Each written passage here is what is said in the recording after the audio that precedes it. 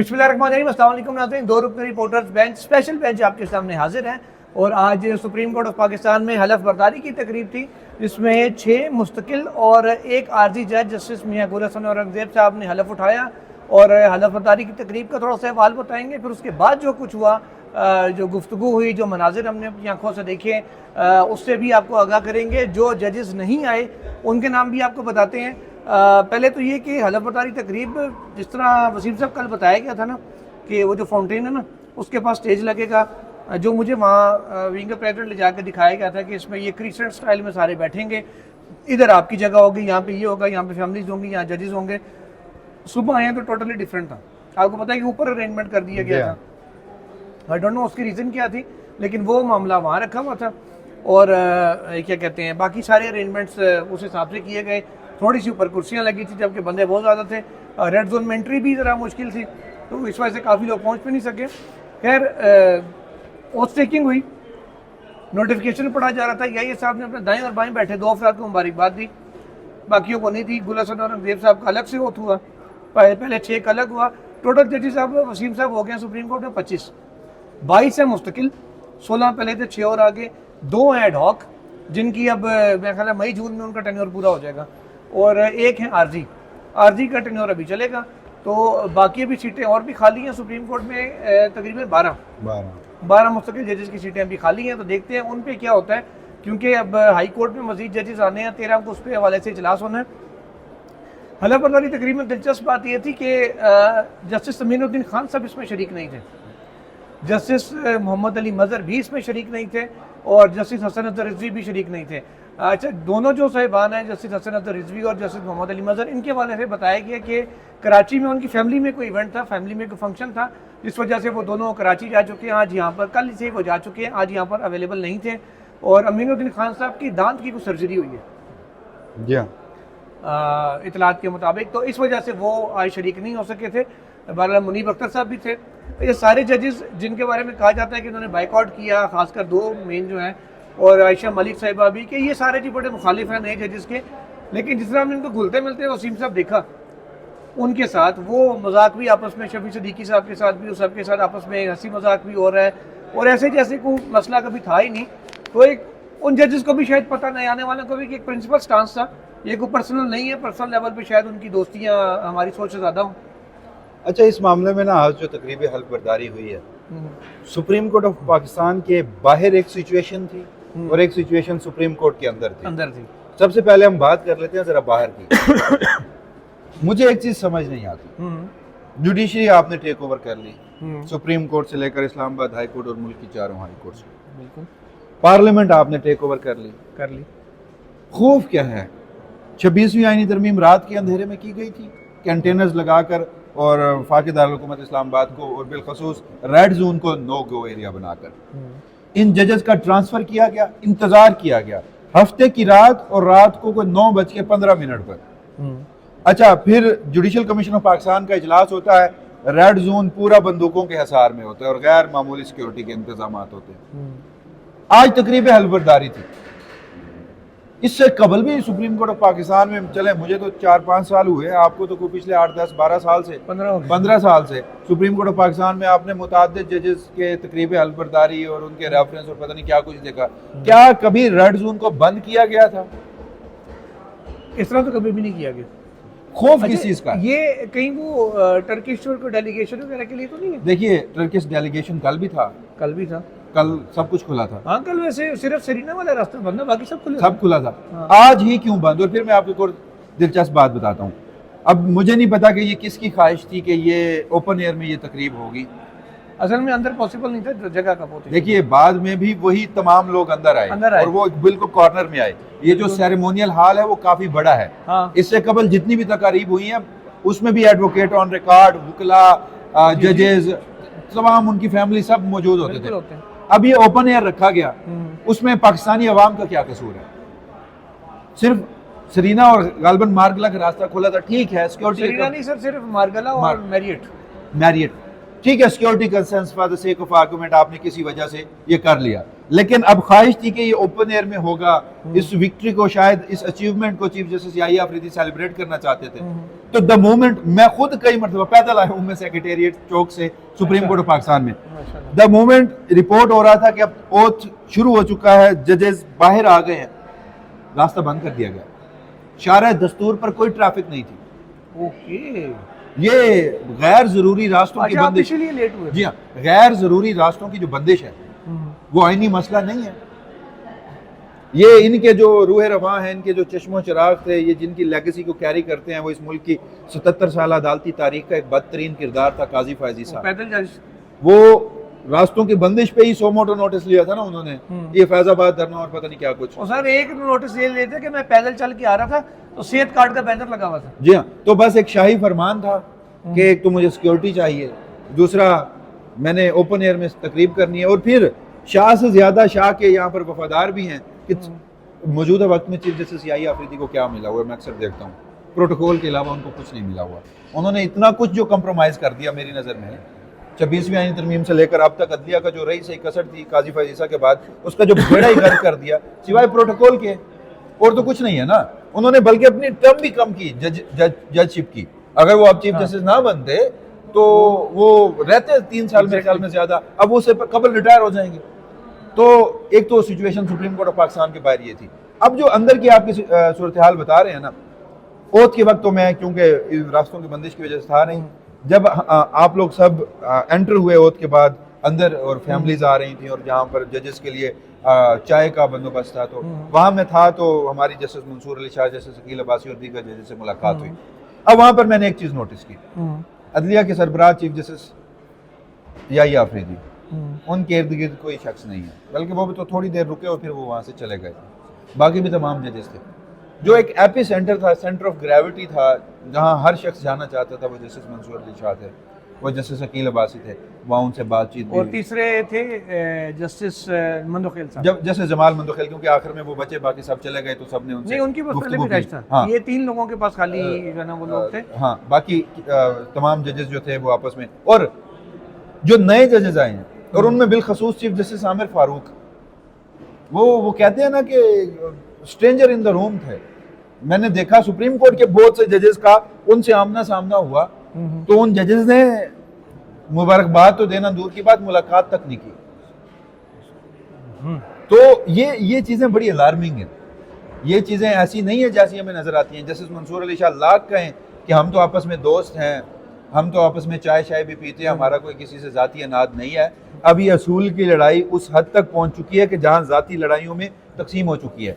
अच्छा, आज मंसूर अली शाह साहब से नाज़रीन फिर जो हमारी बात हाँ, हुई इस सारे मौके पे, वो ये हुई कि शाह साहब को कहा गया कि सर आपके बारे में तो कहा गया कि काम ही नहीं करते कारपोरेट वाले। तो उन्होंने कहा कि यार डिस्पोजल रेट देख लें किसका कितना है, और साथ उन्होंने कहा कि जो जजमेंट्स, रिपोर्टेड जजमेंट्स हैं, मीन्स के जो PLDs में, SCMR में जो किताबें हैं कानून की, उनमें जो रिपोर्ट होती हैं, उन्होंने कहा वेबसाइट पर सारा रिकॉर्ड मौजूद है, देख लें किसका कितना है, तो फिर बता दीजिएगा कि कौन काम करता है कौन काम नहीं करता। उनसे बात हुई कि जी राना सनाउल्लाह साहब ने कहा जी 2 जजेस के खिलाफ रेफरेंस भी आ सकता है। उन्होंने कहा जब कुछ गलत काम नहीं किया तो फिर हमें डर किस बात का है, आएगा रेफरेंस देखी जाएगी, अल्लाह मालिक है। लेकिन उन्होंने कहा हम छोड़ के नहीं जाएंगे, मैदान छोड़ के नहीं जाएंगे, लड़ते हुए करेंगे, यस, फाइट करेंगे, लड़ेंगे। उन्हें कहा गया, एक साफी ने पूछा कि सर आप पैनिक क्यों हो गए? उन्होंने कहा पैनिक किस बात का? नहीं, वो सवाल ये था कि चीफ जस्टिस कहते हैं कि खत लिखने वाले जजेस या आप लोग चीफ जस्टिस ने कहा वो पैनिक हो जाते हैं। तो फिर उन्होंने कहका लगाया जोर से, उन्होंने कहा देखिए मेरे इस वक्त भी हाथ और पाँव कांप रहे हैं। अच्छा, जब काम ना करने की बात होती तो उन्होंने कहा कि यार देखिए अभी भी मैं काम नहीं कर रहा, मैं तो चाय पीने के लिए आया हूं। तो वो ही वाज टेकिंग इट। अच्छा, यहाँ पर एक और चीज मैंने ये देखा गुज़श्ता दिनों ना, जब चीफ जस्टिस याहिया अफरीदी ने टॉन्ट किया उस दिन जस्टिस मंसूर अली शाह, जस्टिस आयशा मलिक और जस्टिस मुनीब अख्तर पर कि अगर ये लोग काम नहीं करेंगे तो कारपोरेट वाले चलानी है, नए जजेस आने। बिल्कुल। सुप्रीम कोर्ट की जो एक, मुझे तमाम रिकॉर्ड का तो नहीं पता, वो जो पहली 25 रिपोर्टेड जजमेंट आती है ना सुप्रीम कोर्ट की वेबसाइट पे, उसमें जनाब याहिया अफरीदी की एक रिपोर्टेड जजमेंट है और वो है बेल मैटर पे। जस्टिस मंसूर अली शाह की उसमें भी 5 रिपोर्टेड जजमेंट्स। वो इसी कहते हैं वेबसाइट रिकॉर्ड सारा कुछ बता देगी, तो वो चीज़ सामने आ रही है। अच्छा, इसके अलावा फिर उनसे कहा गया कि 26वीं तरमीम से आप डर गए, तो उन्होंने कहा जी बड़ा शदीद, मैं तो भी बड़ा घबराया हूँ, आपके सामने देख नहीं रहा, डर रहा हूँ। फिर उनसे बात हुई कि जी आपस में कुछ मामलात की, तो उन्होंने कहा यार देखें हम चाय से आपस में इकट्ठे पीते हैं, बातचीत करते हैं, ऐसा नहीं है कि टॉकिंग टर्म्स नहीं है, लेकिन एक असूल या एक लीगल सा उन्होंने कहा कि है एलिफेंट इन द रूम, यानी कि कमरे में हाथी आया है, आपको कहे कि जी हाथी नहीं है, मुझे नज़र नहीं आ रहा। उन्होंने कहा इसके ऊपर तो चले फिर वो एक डिफरेंट चीज़ है, इसके ऊपर मामला होते हैं। तो एलिफेंट इन द रूम था। अकील अब्बासी साहब ने हम सबकी तारीफ़ की, मीडिया की, उन्होंने मुझे मुबारकबाद देने के साथ साथ उन्होंने कहा कि जनाब आप लोग जो कर रहे हैं इस वक्त, जो आवाज़ उठा रहे हैं, जो अपने व्लॉग्स के ज़रिए, अपनी खबरों के ज़रिए, अपने तबसरों के ज़रिए जो बातें आप लोग कर रहे हैं रियलिटी पे मबनी, उन्होंने कहा ये आप जहाद कर रहे हैं। उन्होंने कहा ये हिम्मत का काम है। साथ ये भी कहा कि अभी आप लोगों को समझ नहीं आ रहा आप क्या कर रहे हो, आज से 5-10 साल बाद आपको पता चलेगा कि क्या है। मंसूर अली शाह साहब से पूछा गया, मतुल्ला जानने का आपके साथी जदीद आपके साथ खड़े हैं, उन्होंने यूँ अकील अब्बासी साहब को कहा जी अब्बासी साहब मेरे साथ खड़े हैं। लेकिन फिर मतुल्ला जान साहब ने कहा कि जी फिर अब्बासी साहब खड़े ही हैं साथ। नहीं, उन्होंने कहा कि नहीं, ये तो यहाँ चाय पीने आए हैं, ये तो चाय पीने आए हैं। जिसमें जस्टिस अकील अब्बासी साहब ने मुस्कुराते हुए कहा कि फिर आप शायद मुझे जानते नहीं, आपको मेरा भी तारुफ ही नहीं है। मुनासिब वक्त पे आपको तारुफ कराऊंगा कि मैं क्या हूँ। उन्होंने कहा सिंध हाई कोर्ट में भी इस तरह के बड़े कटे खुले थे, तो वहाँ से भी पूछ लीजिएगा, तो वक्त पे आपको पता चलेगा कि अकील अब्बासी क्या है। उनकी बात यहाँ से दुरुस्त साबित होती है अकील अब्बासी साहब की। वसीम साहब, मंसूर अली शाह साहब की बेंच में जब वो बैठे थे, ये सारा कटा खुला था आर्टिकल 191A वाला, तो अकील अब्बासी साहब मुकम्मल फ्रंट फुट पे थे और मुकम्मल साथ थे मंसूर अली शाह साहब के। उन्होंने कहीं ये नहीं कहा, कुछ तल्ख और ज्यादा सख्त ऑब्जर्वेशन भी थी, जैसे मंसूर अली शाह साहब से भी ज्यादा थी। एग्जैक्टली। तो वो पहले भी कई दफ़े बात कर चुके हैं कि हमारे भी चीफ जस्टिस इस तरह की हरकत कर चुके हैं नई कोर्ट में, और हमने ऑर्डर दे के ज़बरदस्ती अपना ऑर्डर इंप्लीमेंट भी करवाया था। तो वो भी कह लें कि पीछे हटने वाले नहीं हैं। मुनीब साहब नाज़रीन शुरू से बड़े शाये हैं, शाये इन द सेंस कि वो कभी भी सामने मीडिया पे आके यूँ बात नहीं करते होते, हम लोगों से सलाम दो करके साइड पे हो जाते हैं, इसलिए उनसे हम वजह नहीं ले सके कि what is his side of story, के काम करते हैं नहीं करते या क्यों थे।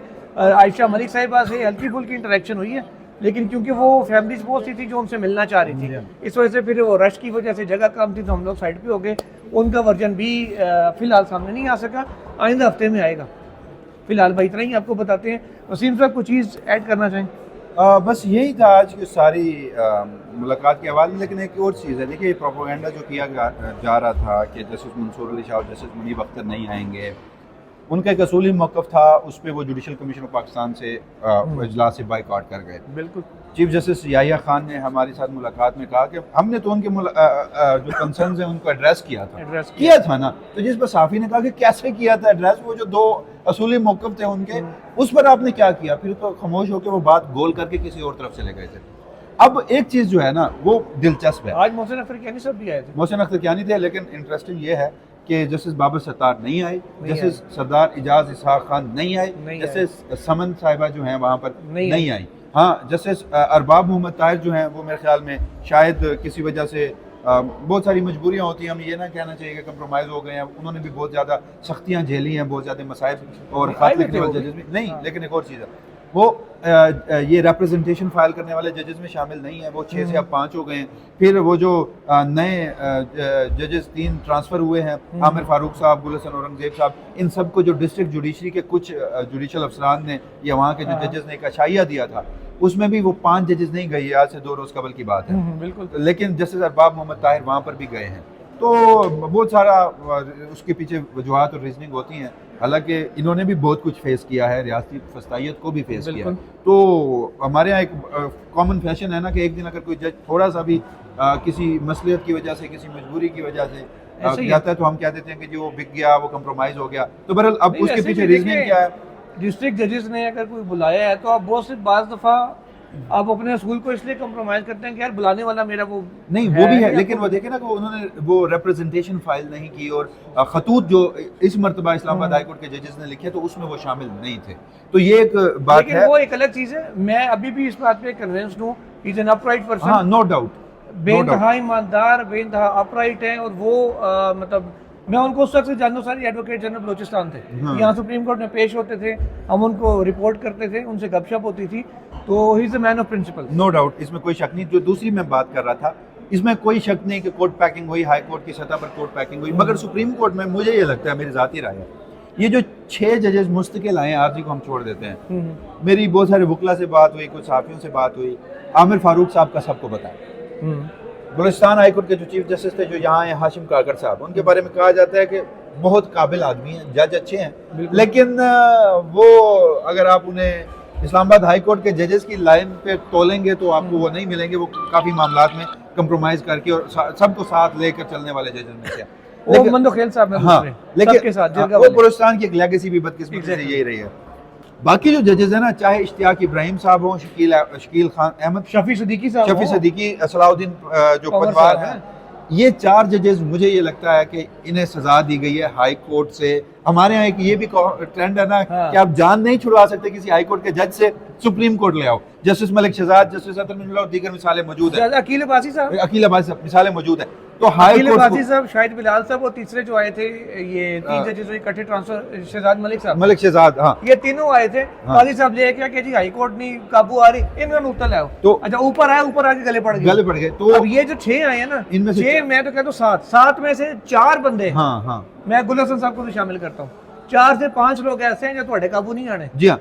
तो उसमें ये है कि वो कोर्ट पैकिंग या उसमें इतनी मुदाखलत नहीं थी, वो सिर्फ वजह ये थी कि उन्हें प्रोसेस थोड़ा मुतनाज़ हो गया था, प्रोसेस मुतनाज़ था। तो आने वाले दिन सुप्रीम कोर्ट में इस हवाले से खासे इंटरेस्टिंग होंगे। इंटरेस्टिंग हो गया। और एक चीज़ नाज़रीन, आखिरी बात कहता चलूँ बहुत से हमारे सियासी साथियों के लिए, वसीम साहब, अगर आप कप्तान है ना, आप फील्डिंग खड़ी करते हैं, जैसे कहा ना फील्डिंग सेट हो रही है, वसीम साहब मैं खड़ा करता हूँ बीइंग अ प्रेसिडेंट, वसीम साहब आपने इस गेट पे आना है, आपने ये फील्ड करना है, आपने यहाँ फील्ड करना है।